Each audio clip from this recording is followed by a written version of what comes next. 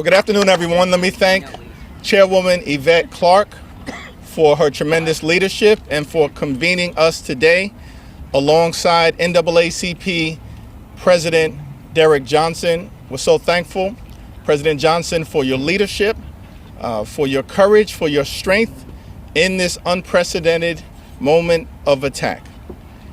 And it's an honor to stand with members of the Congressional Black Caucus, as well as former athletes committed to this cause in getting this egregious situation turned around. We will continue to stand with the NAACP in encouraging athletes in our community to look elsewhere until these racially gerrymandered maps in the South are reversed, buried in the ground, never to rise again. Yeah. And for us to get through this moment of backlash and usher in a new era of progress, as has been done by generations in the past, it's going to require character, it's going to require courage, and it's going to require conviction.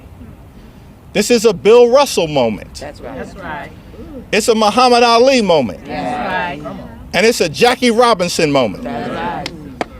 And we're going to stand together to make sure we bring about the type of country that the African American community deserves and that everyone in the United States of America deserves. And so if you believe in a multiracial democracy, join us. In this moment when black representation is under attack, it is important for the CBC to keep in their tradition of being the moral of the Congress, but the moral of conscience of this country. No representation, no revenue, no one black should be on a playing field of institutions that's living off of our labor, and yet in states that are seeking to reinstitute a sharecropping reality.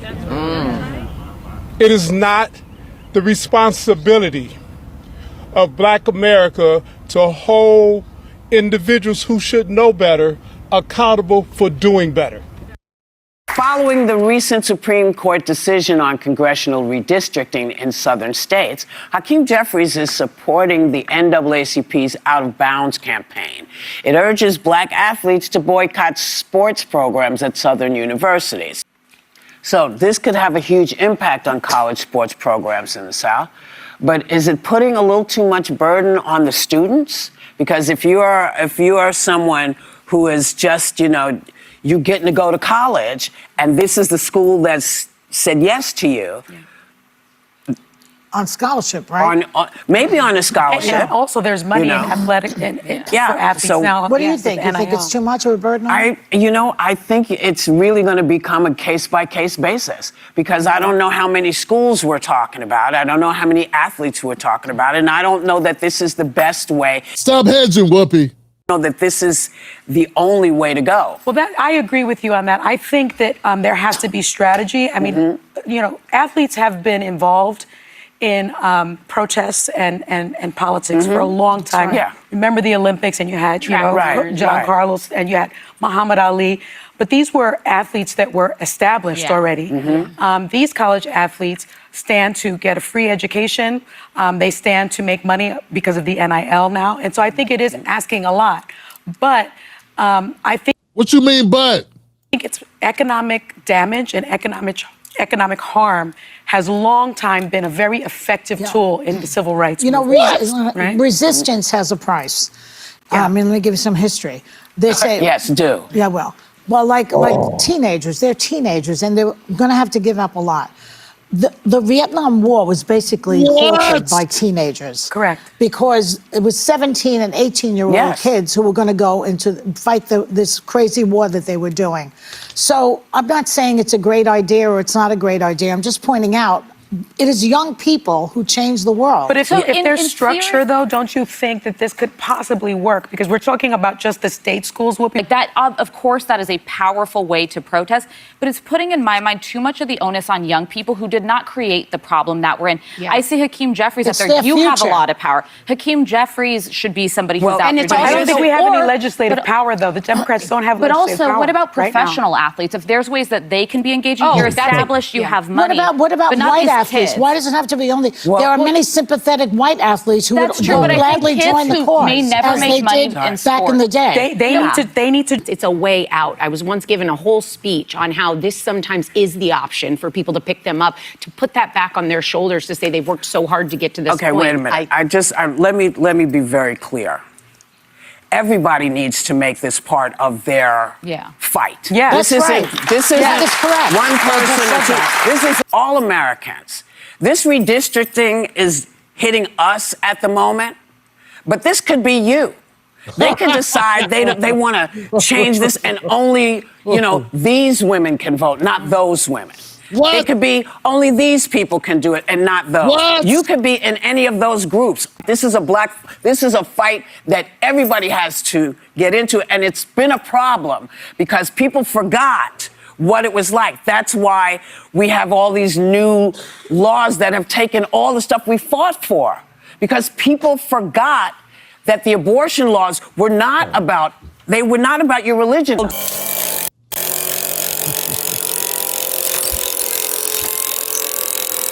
Full of shit. It's not the kids' fault. It's not the kids' responsibility to come in and try to save the day for the Congressional Black Caucus regarding the voting rights. There's been almost 10 years. For 10 years, we covered this extensively on this channel. There have been a couple of rulings that signaled to anybody who's not brain dead, who works in Congress, that the Voting Rights Act, Section 2 is particularly, was vulnerable. And it was ripe to be challenged and for the ruling to go against and set the precedents that you cannot use race in any way in order to say you need representation based on race unless you could prove that you were being discriminated against. And that's why Section 2 was vulnerable for a number of the changes that we have seen over the last few years. This has been an issue that Congress, that when Democrats were in power, they did not address it. They tried to do something with the John Lewis bill that they could not get passed because of their own party. It had nothing to do with Trump. That had something to do with their party. They had the White House, they had their administration, they had their Congress, and they could not get it done. It has nothing to do with these young people. So shame on the Democrats, shame on the NAACP, and shame on anybody up here trying to put this on children or young men and young women, that they need to forfeit their careers and their futures, their dreams, what they've been training hard for, what they've been working hard for, because of Democrats' sloppy politicalness. This is political bullshit. And no child, no young person should have to jeopardize anything for it. The people that need to be jeopardizing something, since the ladies of The View were sitting here talking about sacrifices, how much have they sacrificed? Won't you boycott ABC until ABC refuses to air anything Trump-related? Won't you do that? Won't you put up your millions of dollars, Whoopi, Sonny, who else is there, Joy? Won't you put up your millions of dollars and put it on the line and say, you know what? Until ABC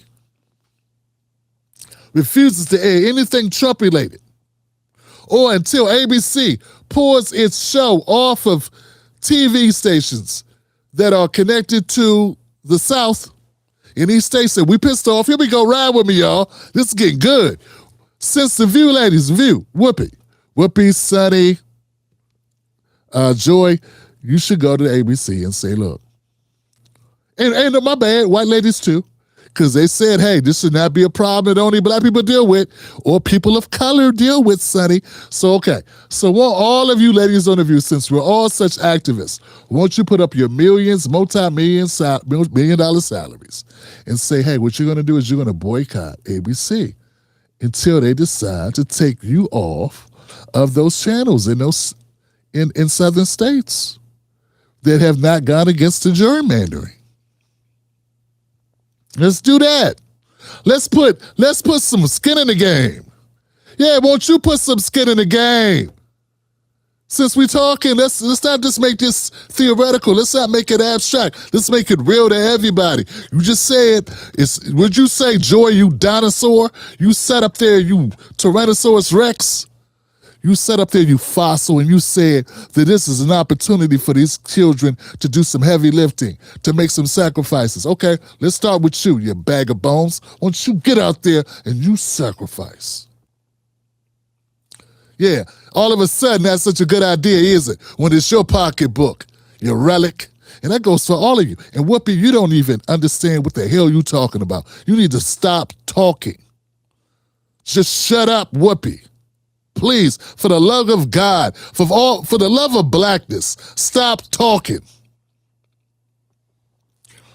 Section 2 is about gerrymandering and districting. Got nothing to do with people having the ability to vote. Has nothing to do with that. It has nothing to do with that at all. Nothing. The fact that you said that means you know nothing.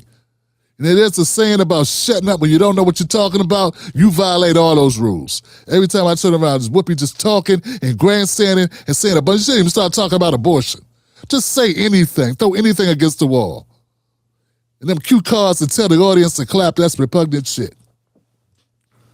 Dumb as a box of rocks have been set on fire. So we got Hakeem Jeffries, the Democratic Party,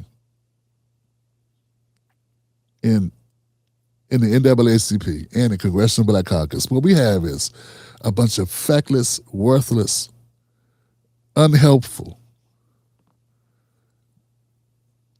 most despicable, shameless, fake-ass celebrities who do nothing for the black community except pose and promenade. And it's time that shit been exposed. It's past time for people to see it for what it is. I'm so glad you get to see it. Folks, when people are sent to Washington to do a job, they're there to do a job. They're not there because they're your friend. And when they don't do that job, they need to all come home. How about this? Instead of y'all doing a fake Target reenactment, because that's all they're doing, a fake Target boycott. How about you say, you won't take a salary, Hakeem? Hakeem, how about you and all the Congressional Black Caucus? See, this is how leadership works. Leadership means you sacrifice first. That's what leaders do. Leaders are the first people to sacrifice.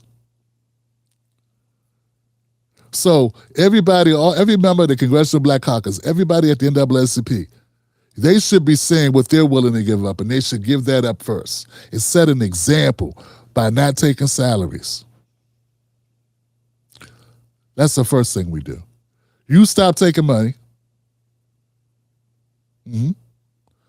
as a demonstration of solidarity. I mean, it's your fault. You're a part of the Democratic Party. You're a part of the machine that didn't work for the people. You're the reason why Trump is in office. I know y'all want to blame people, but if you didn't lose to him, he wouldn't be there, would he? That's how that works. Your party sucks so bad that you lost to a reality TV show twice, really 3 times. I think you got a Hail Mary bailout by the pandemic. If it wasn't for that, Biden never would have got elected. I'm sticking to my guns on that. I don't care what y'all call me. All right. The fact that you guys got the audacity. See, I've been around a while. I remember when LeBron James, when he was in Miami, and they were tired of seeing every other week seeing black people shot by cops. And I remember when they wanted to do a boycott of the NBA. LeBron James wanted to boycott the NBA, and the Democratic Party stopped him. Yeah, because that was for black people. That's who that was for. That was for black people and cops, and it was grown-ass men who were willing not to sit out games. And everything was like the playoffs is coming up too. Woo! Boy, they was like, yeah, we need to get you involved. They said, we're going to find a way to get these $1 billion, these billionaire team owners to put some skin in the game and do something that actually helps our communities. And LeBron was right there, and everybody, it was him, Dwayne Wade, and a number of other players. Chris Bosh, I think Miami led it, but there were other teams, and I don't want to take this shine from them. And Obama got on the phone quickly with LeBron and talked him out of it, and it went away. These are grown-ass men. Now you want to go to people you want to go to underage children. You want to go to, all children are underage, that's why they call children. You want to go to young people and put this on them to do basically what you would not allow grown-ass men to do. Obama came up with something saying it was going too far, it would damage people's careers, or who knows what he said.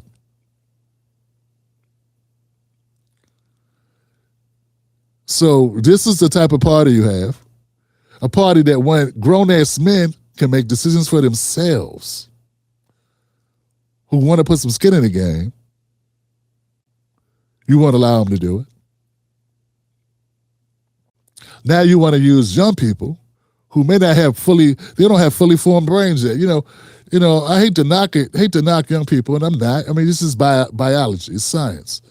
Until you're about 25, your brain hasn't finished growing. So you want to try to get young people who are underage to make a decision that can impact the rest of their lives. And for what? Because your people dropped the ball and didn't get the voting rights Section 2 shored up when you had the opportunity. It's not like they didn't have the opportunity, folks. And remind you, it's not as if Black Americans can't vote. They can vote just like white Americans can vote and Latino Americans can vote. And sometimes those are the same people. I know that. Just like all other Americans can vote. This is about districting and about the fact that some Black politicians who may only be in office because they got Black people that say, "Oh, I see a Black person." And I need that to stop. And I know that may hurt some good Black folks or some good Black politicians. Maybe there are some good ones. I'm not going to say everybody's horrible, particularly on a state level. State level tends to have people that haven't been as corrupted as the federal level. Because by the time you get to the big leagues, you get a can of act right very quickly. And for some reason, people very quickly get along, go along to get along. So it may impact them negatively, and I hate to see that happen. But at the end of the day, I don't control this situation, neither do you.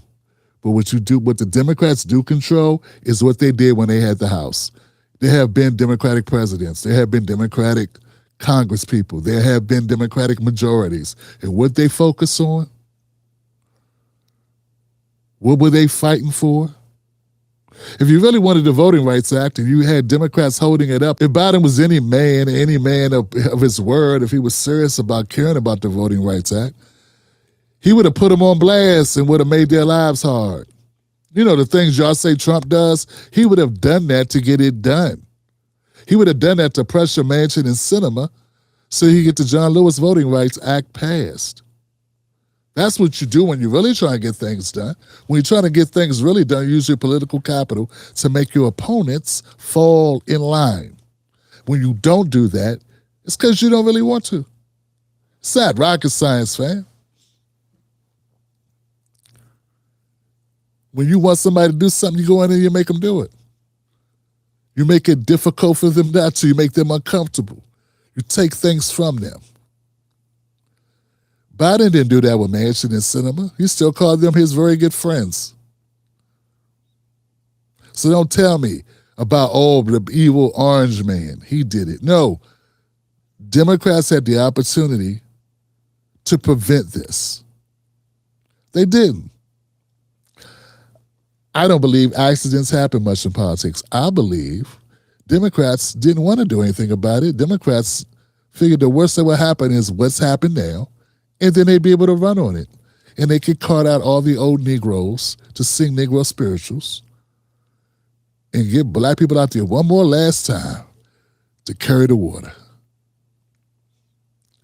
And as I looked at the images of old people in wheelchairs and walking under all types of strenuous situations, trying to walk across that Edmund Pettus Bridge for this, I'd say it worked. It worked. But you know what's not going to work? Hopefully it will not work on these kids' parents to pressure their children to do something this damn dumb. don't worry about this country. This country's gonna be shitty without you doing this or doing this. Okay, but your personal life, don't you allow the Democratic Party to screw up your future. It's already screwed up my past, my present. Don't allow them to screw up your future. Well, how about that? And when Congress members, all of them, when all the Democratic people, all the Democratic Congress people in there, particularly the Black Caucus, when them fools say, you know, we're not going to take a paycheck, and when all these big mouths, all these talking heads that you're going to see, young people, when they coming out here, jumping out the gym, you say, hey, go get the NFL. Go get the grown-ass men and women. Go get the WNBA. They just got some money, good. Give it up. Refuse to play in something. Say, yeah, make everybody put skin in the game. The last people that should have to put any skin in the game are the people that didn't vote for none of y'all. They didn't vote for your ass. We're talking about young people that haven't even voted. Nah. And shame on y'all for trying to manipulate them. Catch Tim Black live on the most dangerous show in America, Sundays, Mondays, Wednesdays, and Fridays at 9:30 p.m. Eastern Standard Times. Don't miss out on the real. Stay dangerous.